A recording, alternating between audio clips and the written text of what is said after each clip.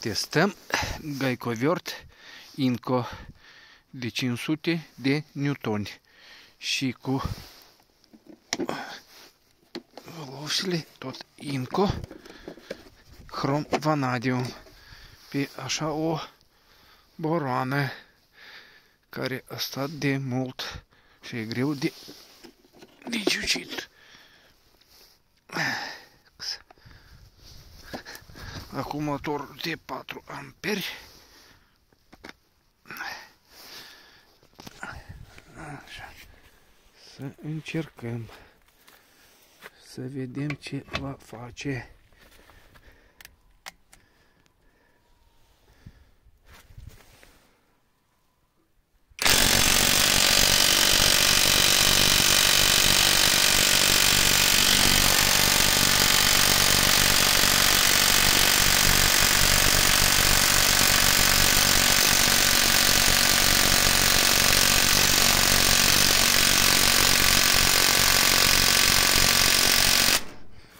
Are foarte mulți ani care n-a fost de nimeni de ciușit. Așa, aici e greu merge. Să ne uităm aici. Uitați-vă. Așa. Să vedem aici ce face.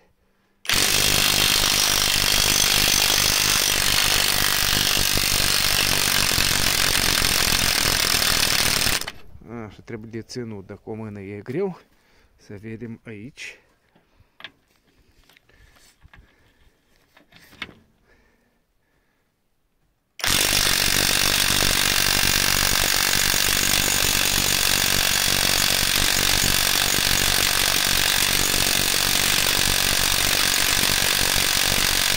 Foarte greu.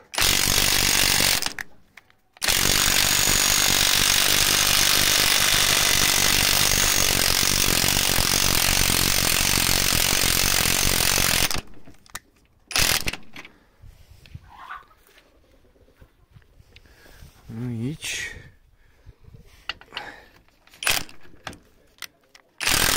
Aha, aici. Aici.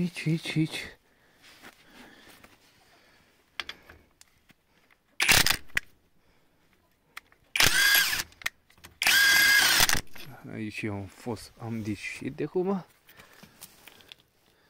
Aici.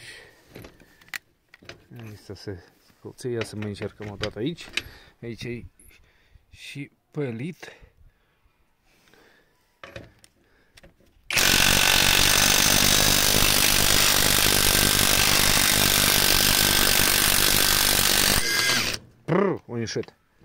O ieșit. Ova. Bă, bravo, bă. Uite, ia să-l iau cu unul ăsta de jos. Ia, uite la dânsul. Așa.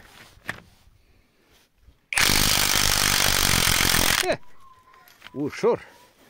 Să ne încercăm unul de jos care n-a fost de nimeni de ieșit. Cu o mână e greu. Așa. Fără nicio problemă. Aici. Așa.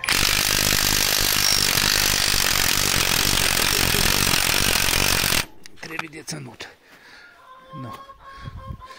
Cu o mână și fără adăugător. Aici, așa, toate așa. Uitați-vă. Așa. Aici e bine. Uite, pur și simplu aici e foarte deteriorat. Și dacă îl țiu, o să-l deșurubez. Bine, minunat. Mie îmi place. Inco de 500 de newtoni. Și cu uneltele de Inco de 24. Așa.